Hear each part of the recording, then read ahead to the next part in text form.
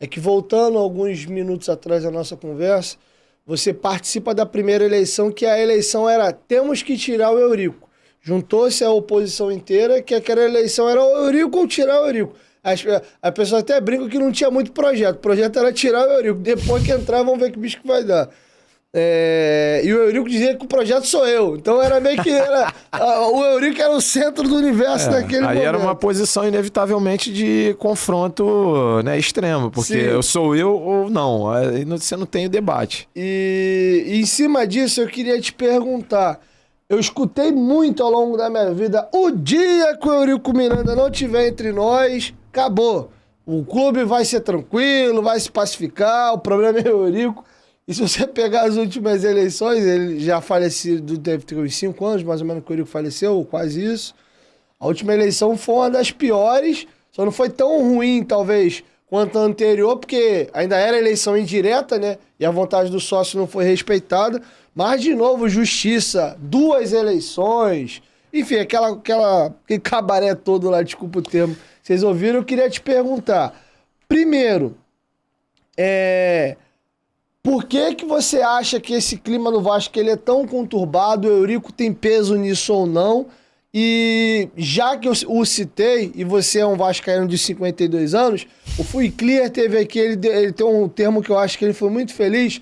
Todo mundo um dia já foi Eurico. Eu odeio o Eurico hoje, Fui Clear, lógico, mas eu já fui Eurico um dia, já o amei, já gostei muito das palhaçadas que ele fazia e tal. Alçou o Vasco ao patamar que ele teve, mas também ajudou a botar ele no buraco que o Vasco ficou, e na opinião do Clear, o balanço final é negativo. Então eu queria ouvir de você, primeiro, qual é a sua visão sobre o Eurico Miranda? Se é da turma que ama, que detesta, que não respeita os dois lados da moeda dele.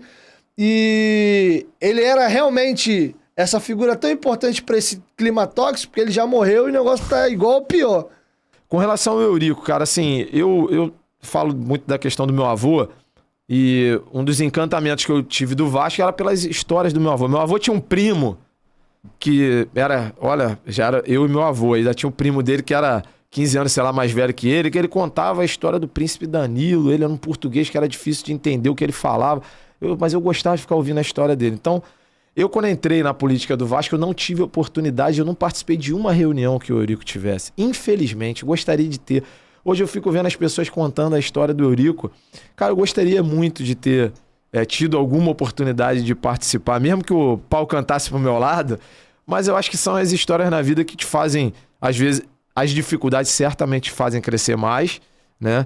E é inegável, assim, tem os dois lados. Dentro do patrimônio, tinha muitos funcionários que foram admitidos na época pelo Eurico.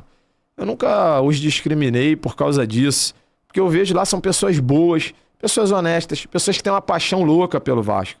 Tem uma forma, às vezes, de agir, de pensar um pouco pela cultura, e que, óbvio, precisa de tempo para mudar a cultura. A cultura você não muda de uma hora para outra. Às vezes você leva gerações para você mudar. Para você mudar uma cultura de uma empresa, às vezes é um pouco mais fácil, porque você tem a força ali de uma oxigenação e tudo, mas num clube como o Vasco, ainda mais vivendo o que nós vivíamos nessa penúria financeira, para fazer isso era muito mais difícil, mais complicado. Então você tinha que, vou lá, vou ouvir, vou conversar, vou entender, vou sugerir, vou cobrar também, porque as pessoas também querem esse tipo de cobrança. Então, assim, eu acho que o Eurico é inegável que ele passou o período todo, né, o maior período de glórias, né, do Vasco. Vamos falar ali, Libertadores, a maior conquista e tudo mais, os 4 brasileiros que a gente tem, ele estava em grande parte ali presente. Eu acho que ele deixou até o grito de casaca. Pô, isso é uma coisa que eu, enquanto estive como vice-presidente, algumas vezes eu falei, né, na base, quando eu via que alguns jogos acontecia, eu gostava de ver o jogo da molecada e às vezes não tinha o casaca. Pô, gente, o casaca é uma marca nossa, né? Pô, ninguém toava o casaca como o Eurico. Eu acho que essas coisas, isso ele fez lá, mas são símbolos, né? E é a marca que ela tá, assim, potencializando a marca Vasco da Gama. Então, na minha casa, todo aniversário, olha que a minha família é grande, hein? São 30, sei lá, todo aniversário é casaca e por aí vai. É o parabéns e o casaca. O Vasco pode estar ganhando, perdendo, pode estar bem, pode estar mal, não importa. É o aniversário, o bolo, é o casaca. Isso tem sempre que ter. Então eu acho que essa coisa da paixão, eu acho que ele potencializou isso nos vascaínos, óbvio que pelo orgulho, pelas vitórias, né, pelas conquistas, mas assim, aí o futebol já fazendo o contraponto também, né?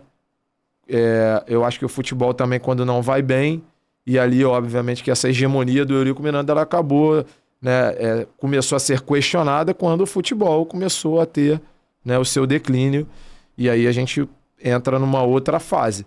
Mas essa cultura do pulso forte e tudo mais, ele também tem os seus benefícios, as batalhas contra o Flamengo, o posicionamento firme dentro da federação, essa rivalidade acentuada contra o Flamengo, ou essa coisa de não gostar de perder para o Flamengo, de não aceitar a derrota para o Flamengo, pô, isso me representava muito no Eurico. E eu fui também Eurico Miranda, assim, achava bacana pra caramba.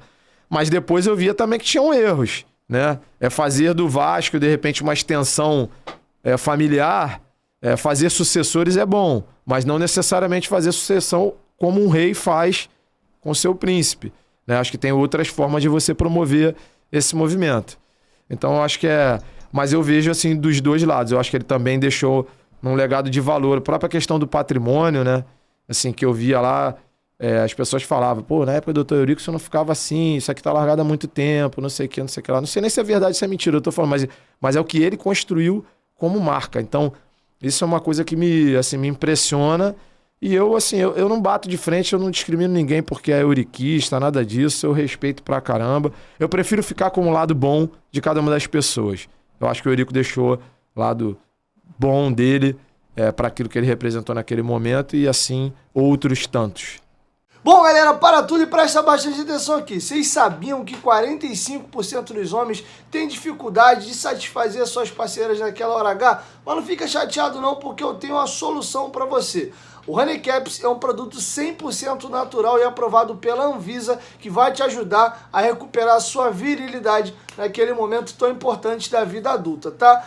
E tem uma notícia ainda melhor, nós disponibilizamos numa parceria com o Honey Caps algumas amostras grátis, mas são poucas amostras, então você corre, você paga o frete, que é bem baratinho, e eles mandam para sua casa. Se você gostar do produto, você pode comprar mais amostras diretamente com ele. E aí, vai ficar de fora dessa? Vai voltar com tudo, ser aquele guerreiro forte e campeão? Honey Caps, parceiro do canal Futebolaço. Mas corre que são pouquíssimas amostras, e o link tá aqui, ó, na descrição do vídeo, tá bom?